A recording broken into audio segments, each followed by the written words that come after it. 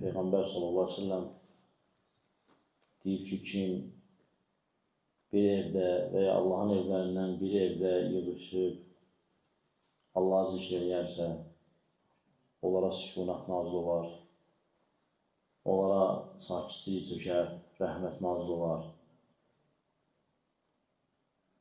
Allah Teala onları öz qatında xatırlayar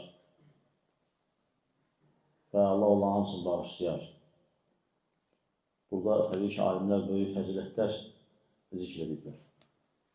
Və bu məclis elə hesab edirik ki, Allah qatında o məclislərdən sayılır.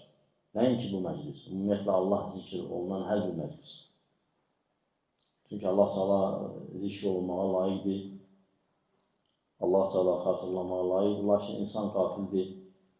Bəzən qəflət onu alladır və xatırlatma onu ayıldır.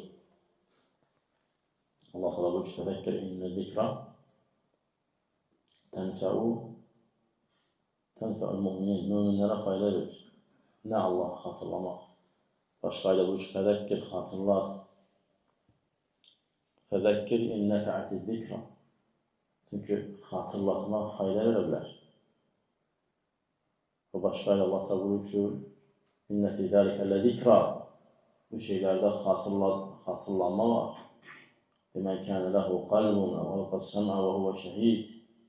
Çünki qəlbi hazırdır orada, qulaq asır orada, həmsi şahiddir orada. Yəni, Allah'ı zikirləmək, həm orada olmalısan qəlblə, həm orada olmalısan qulaqların eşitməklə, həm orada olmalısan tam özün. Yoxsa cismin burada, ruhun orada, yoxsa fikrin də başqa bir yerdə. Düzdür, sən o lütfü Allah'tan götürərsən. Çünki Peyğəmbər sallallahu aleyhi ve sellem deyir ki, onlarla oturan bədbəxt olmur. Yəni, Allah'ı xatırlayanlarla oturanlar bədbəxt olmur. Amma fayda gəlməz o. Fayda gəlməz o insana o ki, Allah Teala xatırlanan zaman qəlbə hazır deyil, dinləmir və orada özü yoxdur. Demək kənə ləhu qalbun. Kim üçün faydalı, onun qəlbi var. Alqas səmə, qulaq asır, dinləyir və huvə şəhid. O şahiddir. Oradadır.